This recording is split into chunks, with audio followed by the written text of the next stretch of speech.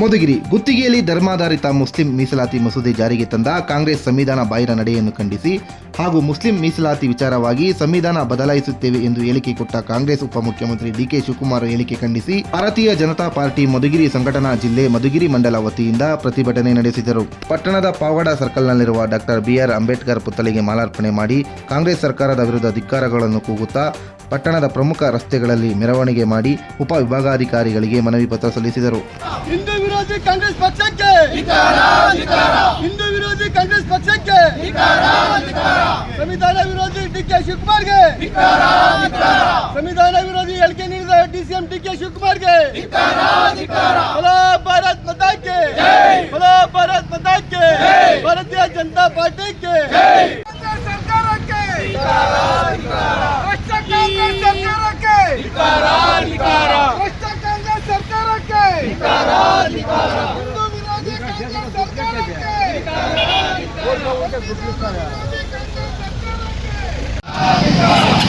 ಮುಖ್ಯಮಂತ್ರಿ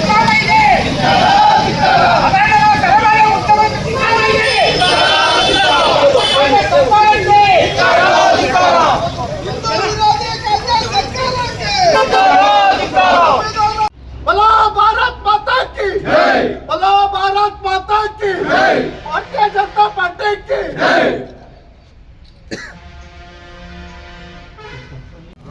ಈ ದಿನ ಇವತ್ತು ನಮ್ಮೊಂದು ಪ್ರತಿಭಟನಾ ಕಾರ್ಯಕ್ರಮ ಉದ್ದೇಶ ಈ ಕಳೆದ ಒಂದು 4 ದಿನ ಹಿಂದೆ ಶ್ರೀಮಾನ್ಯ ಉಪಮುಖ್ಯಮಂತ್ರಿಯಾದ ಡಿ ಕೆ ಶಿವಕುಮಾರ್ ಸಾಹೇಬರು ಭಾಳಷ್ಟು ಗಂಭೀರತರವಾದಂಥ ಹೇಳಿಕೆಯನ್ನು ನೀಡಿದ್ದಾರೆ.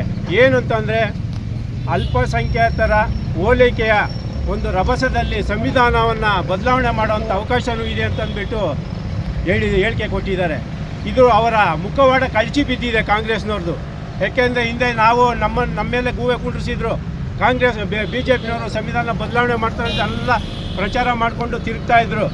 ಈಗ ಅದೇ ಸಚಿವರು ಈಗ ಉಪಮುಖ್ಯಮಂತ್ರಿಗಳೇ ಇವತ್ತು ಕಾಂಗ್ರೆಸ್ ಪಕ್ಷ ಉಪಮುಖ್ಯಮಂತ್ರಿಗಳೇ ಇವತ್ತು ಸಂವಿಧಾನದ ವಿರುದ್ಧವಾಗಿ ಹೇಳಿಕೆ ಕೊಟ್ಟಿದ್ದಾರೆ ಅಂತಂದರೆ ಅಕ್ಷಮ್ಯ ಖಂಡನೀಯವಾದ ಒಂದು ವಿಚಾರ ಇದು.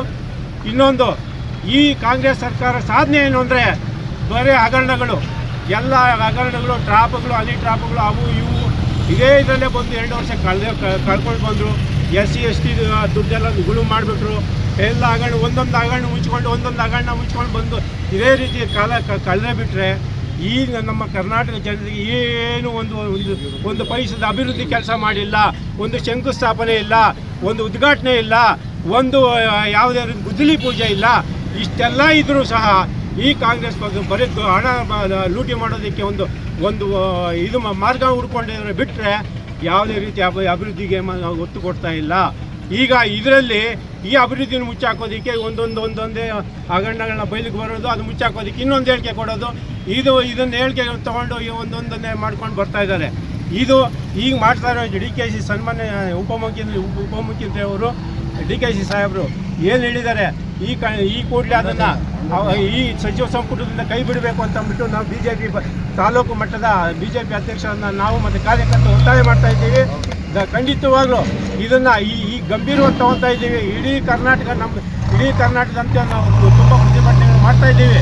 ಈ ದಿನ ನಾವು ಮಾಡಿದ ಉದ್ದೇಶ ಇಷ್ಟೇ, ಈ ಕೂಡಲೇ ನಾವು ಹೇಳಿ ಇನ್ನು 4-5 ದಿನ ಒಳಗಡೆ ಸಚಿವ ಸಂಪುಟದಿಂದ ಕೈ ಬಿಡಲೇಬೇಕು. ಮಾಡಲಿಲ್ಲ ಅಂತಂದರೆ ತೀವ್ರತರವಾದ ಪ್ರತಿಭಟನೆಗಳು ಇನ್ನೂ ಉಗ್ರ ರೂಪ ತಾಳುತ್ತೆ. ದಯವಿಟ್ಟು ಇದನ್ನು ಈ ಮೂಲಕ ನೀವು ತಮ್ಮಲ್ಲಿ ಕೇಳೋದಿಷ್ಟೇ, ಇಂಥ ಸಚಿವರು ನಮ್ಗೆ ಬೇಕಿಲ್ಲ. ಈ ಕಾಂಗ್ರೆಸ್ ಪಕ್ಷನ ತೊಲಗಿಸ್ಬೇಕು. ಇಂಥ ಸರ್ಕಾರ ಇದ್ದು ನಮಗೇನು ಪ್ರಯೋಜನ ಇಲ್ಲ.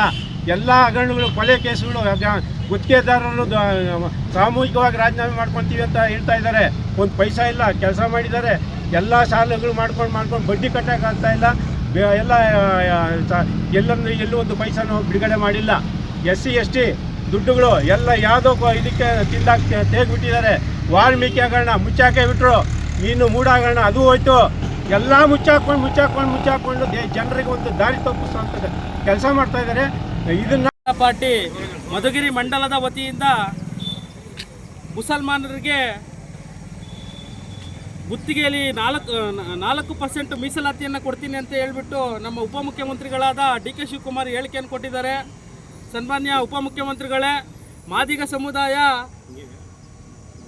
ಸಮುದಾಯ ಸದಾಶಿವ ವರದಿಯನ್ನು ಜಾರಿಗೆ ಮಾಡಬೇಕು ಅಂತ ಹೇಳ್ಬಿಟ್ಟು ಇಡೀ ರಾಜ್ಯದಾದ್ಯಂತ ಅಲ್ಲ, ಇಡೀ ರಾಷ್ಟ್ರದಾದ್ಯಂತ ಹೋರಾಟ ಮಾಡ್ತಿದೆ, ಪಾದಯಾತ್ರೆಗಳು ಮಾಡ್ತಾ ಇದೆ, ತಮ್ಮೆಲ್ಲರಿಗೂ ಗೊತ್ತಿದೆ. ಅದನ್ನು ವಿಧಾನಸೌಧದಲ್ಲಿ ನೀವು ಯಾವುದೇ ರೀತಿಯನ್ನು ಚರ್ಚೆ ಮಾಡ್ತಿಲ್ಲ, ಚರ್ಚೆಗೆ ಅವಕಾಶಗಳು ಕೂಡ ಮಾಡ್ತಿಲ್ಲ. ನಮ್ಮ ಮಾದಿಗರು ಕಾರ್ಯಕರ್ತರು ಹೋದಂಥ ಸಂದರ್ಭದಲ್ಲಿ ಲಾಠಿ ಚಾರ್ಜನ್ನು ಮಾಡ್ತೀರಾ. ಆದರೆ ಇಲ್ಲಿ ಮುಸಲ್ಮಾನರಿಗೆ 4% ಗುತ್ತಿಗೆಯಲ್ಲಿ ಮೀಸಲಾತಿಯನ್ನು ಕೊಡ್ತೀವಿ ಅಂತ ನೀವು ಬಹಿರಂಗವಾಗಿ ಹೇಳಿಕೆಯನ್ನು ಕೊಡ್ತೀರಾ. ಇದು ನಿಮ್ಗೆ ಶೋಭೆ ತರುವಂತಹ ವಿಚಾರವಲ್ಲ. ಹಿಂದೂ ವಿರೋಧಿ ಹೇಳಿಕೆಯನ್ನು ಈ ದೇಶದಲ್ಲಿ ನಿಜವಾದ ಅಸ್ಪೃಶ್ಯತೆಯನ್ನು ಅನುಭವಿಸಿರ್ತಕ್ಕಂಥದ್ದು SC ಸಮುದಾಯ, ಮಾದಿಗ ಸಮುದಾಯದ ಜನಗಳು. ಅಂಥವ್ರಿಗೆ ನೀವು ಒಳ ಮೀಸಲಾತಿಯನ್ನು ಈ ಮೂಲಕ ಹೇಳಿಕೆಯನ್ನು ಕೊಡ್ತೇವೆ. ಅದೇ ರೀತಿಯಾಗಿ ಭಾರತೀಯ ಜನತಾ ಪಾರ್ಟಿ ಇಡೀ ರಾಜ್ಯದಾದ್ಯಂತ ಹೋರಾಟ ಮಾಡ್ತಿದ್ದು, ಈ ಕೂಡಲೇ ಏನು ನೀವು 4% ಮೀಸಲಾತಿಯನ್ನು ಮುಸಲ್ಮಾನರಿಗೆ ಕೊಡ್ತೀವಿ ಅಂತ ಹೇಳಿಕೆಯನ್ನು ಕೊಟ್ಟಿದ್ದೀರಾ, ಇದನ್ನು ಕೈ ಬಿಡಬೇಕು ಅಂತ ಕೇಳ್ಕೊಳ್ತೀವಿ. ಇಲ್ಲ ಅಂದರೆ ರಾಜ್ಯದಾದ್ಯಂತ ಹೋರಾಟ ಮಾಡ್ತೀವಿ. ಮುಂದಿನ ದಿನಗಳಲ್ಲಿ ನಮ್ಮ ರಾಜ್ಯಾಧ್ಯಕ್ಷರ ನೇತೃತ್ವದಲ್ಲಿ ಅನೇಕ ಹೋರಾಟಗಳ ರೂಪುರೇಷೆಯನ್ನು ಮಾಡ್ತೀವಿ ಅಂತ ಹೇಳ್ಬಿಟ್ಟು ಈ ಮೂಲಕ ಹೇಳ್ತೀನಿ.